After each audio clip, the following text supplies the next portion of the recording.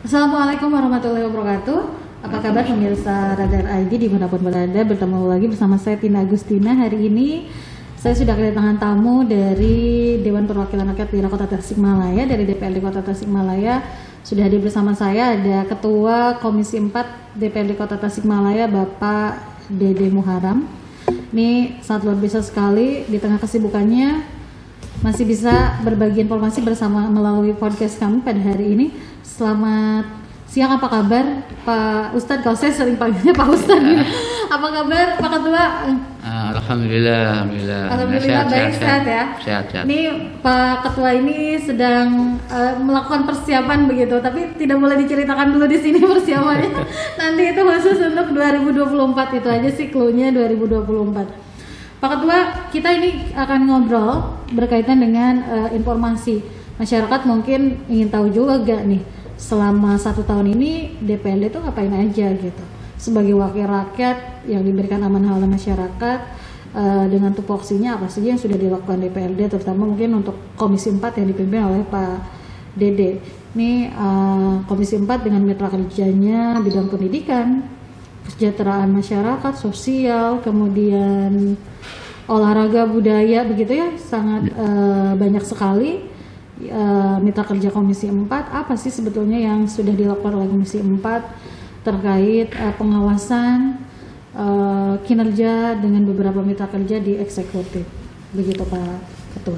Ya, Assalamualaikum warahmatullahi wabarakatuh. Waalaikumsalam warahmatullahi wabarakatuh. Terima kasih Mbak Tina yang telah memberikan kesempatan bagi kami untuk berdiskusi dan sharing. Kami atas nama Komisi 4 DPRD Kota Tasikmalaya dalam 1 tahun ini ya, kita melaksanakan fungsi, salah satunya adalah pengawasan terhadap dinas mitra kerja kami. Ya, alhamdulillah kita lakukan, karena tugas pengawasan ini harus kita lakukan karena itu adalah tugas kami, dan juga yang diawasi itu adalah manusia, yaitu teman-teman di birokrat. Yang mana karakter dasar manusia itu al-insanu mahlul khata wa nisyan. Jadi karakter dasar manusia itu adalah diciptakan oleh Allah itu tadi suka lupa dan suka salah. Suka lupa dan suka salah. Sehingga ketika tidak ada sosial kontrol, baik dari DPRD ataupun dari masyarakat ya tidak mustahil eksekutif itu ya, karakter dasarnya itu kan dalam Quran itu selalu dalam tanda petik gitu kan, tadi ingin tadi tidak ada yang mengoreksi kan tadi. Nah, kami Komisi 4 bagian dari pemerintah juga memiliki fungsi kontrol. Kita lakukan upaya-upaya tadi evaluasi terhadap dinas terkait, terutama di masa COVID ini, bahwa Musrembang 2019 ketika itu untuk mengagendakan program-program di tiap-tiap dinas itu sesuai dengan rencana kerja mereka, tetapi dengan adanya musibah COVID, maka rencana itu nyaris tidak bisa terlaksanakan sebagaimana mestinya. Karena salah satu diantaranya terjadinya tadi pemangkasan anggaran sampai 60%. Maka konsekuensinya kegiatan yang direncanakan 2019 itu tidak bisa berjalan sesuai dengan perencanaan awal tadi. Nah, Komisi 4 justru dengan musibah corona ini merupakan komisi yang cukup paling sibuk. Benar, paling sibuk. Bidang kesehatannya. Di bidang kesehatannya, di bidang pendidikannya, bidang sosialnya tadi, ya kan tadi. Sehingga ya, termasuk dinas tenaga kerja. Betul. Ya kan tadi. Sehingga Komisi 4 ya dengan musibah ini mengambil sebuah pelajaran yang cukup berharga, karena dinas-dinas yang kena dampak yang paling besar itu dinas kami. Kesehatan ya dari penyakitnya. Dinas sosial masalah bantuannya. Nah, yang hari ini terus menjadi polemik karena tidak tepat sasarannya. 12.000 data penerima bantuan tidak bisa cair karena nik ganda, ya kan tadi. Sehingga Pak RT dan Pak RW ini menjadi tadi bulan-bulan masyarakat kan tadi. Termasuk Dinas Pendidikan juga cukup lumayan. Kami banyak komplain datang ke Komisi 4, di antaranya ibu-ibu, orang tua, murid hampir 1 tahun kan tidak sekolah. Betul, tidak sekolah ya. Sehingga banyak dari masyarakat yang datang ke kami agar ya belajar tatap muka itu dilaksanakan secepatnya. Karena kekhawatiran kami pun Komisi 4 ya, terutama kelas 1 dan kelas 6 nih. Ya, ketika 1 tahun tidak tatap muka, tidak belajar dengan efektif, jangan sampai ya, anak-anak kita kelas 1 tahun nggak bisa baca tulis. Betul. Baik, Pak Ketua, nanti kita akan bahas bidang per bidang sesuai dengan mitra kerja dari Komisi 4. Ini memang semuanya tertumpu ada di Komisi 4 begitu ya di masa pandemi ini. Ada Dinas Kesehatan, Pendidikan, Sosial, Kesejahteraan, Tenaga Kerja, bahkan semuanya yang menyangkut dengan kebudayaan, kemudian olahraga gitu. Itu semua ada di Komisi 4. Betul. Nah, kita bahas satu persatu nih. Kesehatan seperti apa? Penanganan pandemi ini apakah sudah dirasa cukup baik begitu atau memang masih harus ada yang diperbaiki lagi begitu Ustaz? Pak Ketua. Ya, secara umum teman-teman gugus tugas dan dalam hal ini mitra kerja kami di Komisi 4 yaitu Dinas Kesehatan. Betul. Ya, kami mengucapkan terima kasih dan apresiasi atas kerja mereka siang dan malam, terutama tenaga-tenaga medis yang di lapangan cukup luar biasa, sehingga dari hari ke hari ini sudah ada perkembangan baru ya, walaupun kemarin terjadi 370 itu klaster pesantren ya tadi. Tetapi mudah-mudahan COVID ini karena sesuatu yang tidak diinginkan oleh kita bersama, karena ini merupakan musibah, ya tentu kita pun harus mengsikapinya dengan 2 cara, yaitu cara langit dan cara bumi. Tidak cukup kita hanya menggunakan cara bumi, tetapi juga cara langit itu tadi dengan mempunyai sikap roja, harapan kan tadi. Kita pun tidak boleh menghadapi COVID ini terlalu menjadi momok yang menakutkan gitu ya? Tidak pesimis gitu. Tidak pesimis tadi. Karena kan dalam kehidupan kita ini kan kita diberikan tadi 2 sayap kalau dianalogkan di burung. Sayap kanan itu adalah hope, takut. Sayap kiri adalah roja, harapan. Sehingga ini yang harus lebih manuk itu burung itu bisa terbang karena keseimbangan 2 itu. Nah, kalau kita terlalu banyak dominasinya tadi takut, maka tidak bisa akan terbang. Rojanya tidak ada, pesimis, hanya sebab ketakutan. Dan ini yang paling berbahaya itu kena kepada psikologis kita. Bukan tadi. Baik.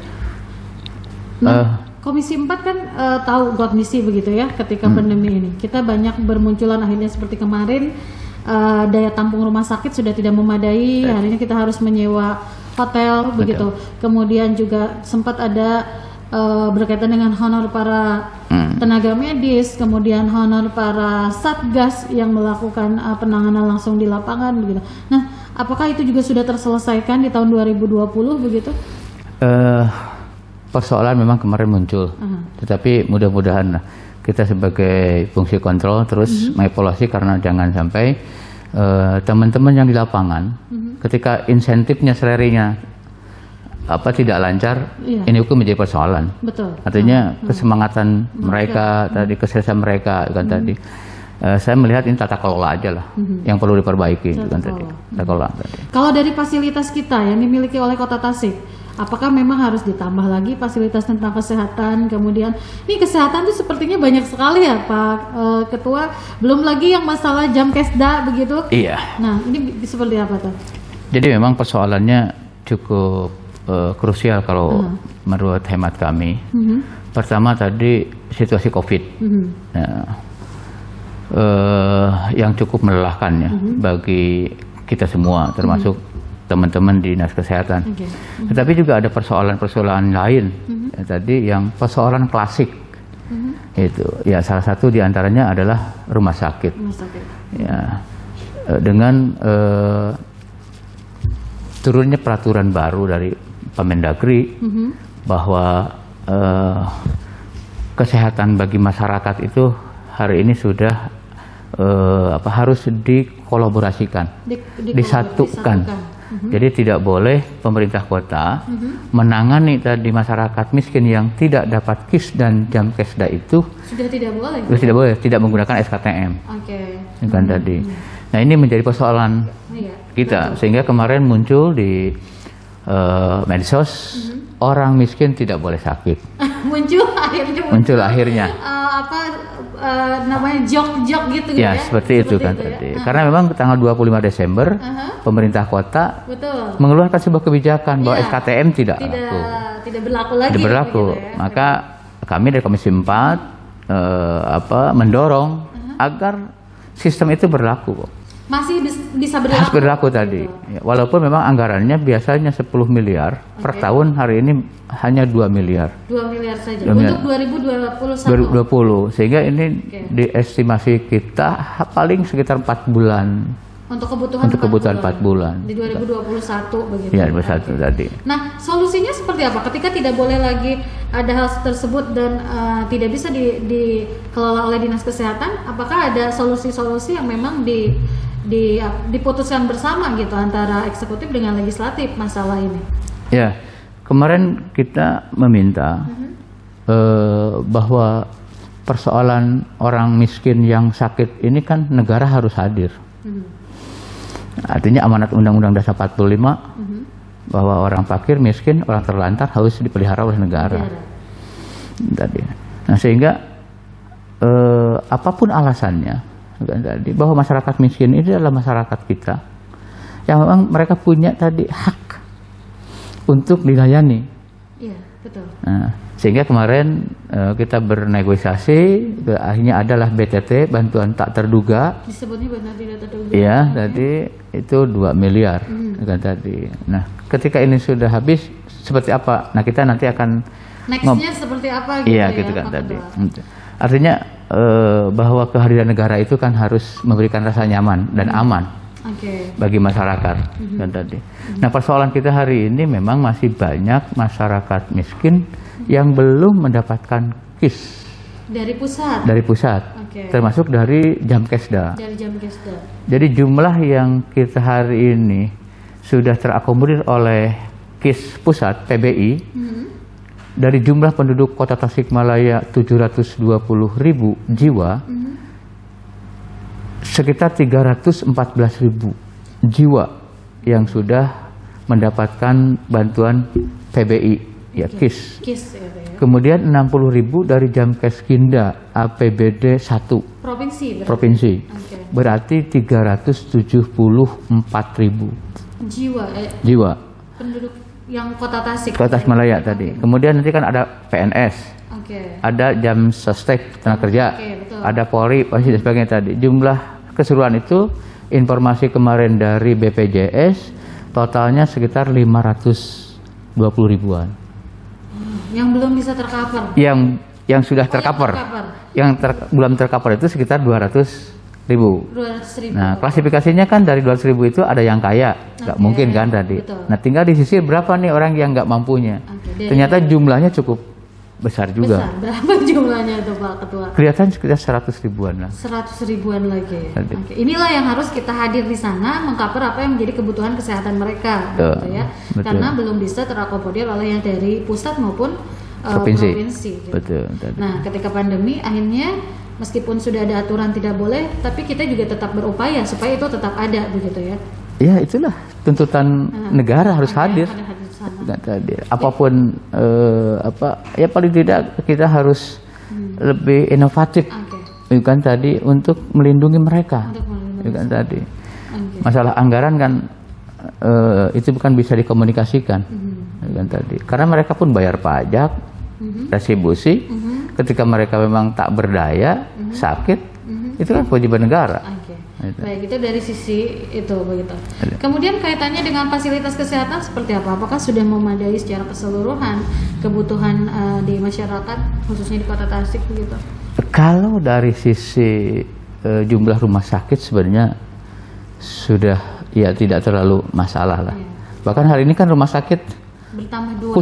kosong kan. Kosong ya. Rumah sakit tuh, rumah sakit umum itu hari ini dari si PAD-nya sangat kurang. Karena ada mekanisme sistem rujukan itu tadi harus ke kelas C dulu. Oke, betul. Iya. Ya.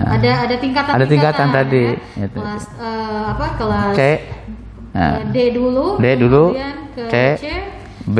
Dan C ini kebanyakan swasta ya. Swasta. Oke. Sehingga rumah sakit pemerintah, Dr. Soekarjo yang kelasnya tadi B, ini kan kekurangan karena sudah tadi fasilitas kesehatannya sudah difasilitasi oleh yang swasta tadi, gitu kan tadi. Apalagi juga pemerintah sudah ada rumah sakit baru ya Pak ya, yang bisa dioperasikankan, yang tipenya tipe D. Ya tipe D yang di Purbaratu dan di Kawalu. Yang hari ini dipakai untuk COVID, isolasi COVID. Okay. Betul. Itu dari sisi fasilitas. Betul. Mungkin dari sisi pelayanan kesehatan itu tadi kita salah satu solusinya adalah yang SKPM itu tetap ada begitu ya Pak? Iya, kami tetap memperjuangkan walaupun belum tercover semua tadi oleh UHC tadi yang terintegrasi itu, maka masyarakat Tasikmalaya ini harus tercover oleh APBD gitu tadi. Baik. Itu kaitannya dengan kesehatan. Betul. Hal lain dari kesehatan mungkin masalah pandemi begitu. Pandemi juga kita fokus di pandemi, tapi ternyata muncul hal-hal yang lain juga begitu ya. Nah ini bagaimana kemarin laporan atau evaluasi yang diberikan ke bidang kesehatan? Ya, tadi secara spesifik yang diakibatkan oleh pandemi kan tadi. Tapi di luar itu pun memang masalah kesehatan juga ada tadi, diantaranya kemarin kasus fasilitas rumah sakit Dewi Sartika yang belum diresmikan sudah ada masalah ya kan tadi. Kemudian di Kawalu pun sama Dewi Sartika kan tadi. Nah ini kan harus menjadikan pelajaran. Untung itu kan tadi robohnya itu fondasi itu sebelum digunakan tadi. Tetapi ini harus jadi pelajaran bagi kita. Tadi. Jadi kami menghimbau kepada eksekutif juga pihak ketiga jangan terlalu profit oriented lah. Itu kan sesuai dengan spek yang ada, bahkan lebih baik lah gitu kan tadi. Karena ini kepentingan umum loh. Gitu kan tadi. Karena kalau runtuhnya pada saat dipakai itu kan jadi masalah. Jadi persoalannya akan lebih besar lagi gitu kan tadi.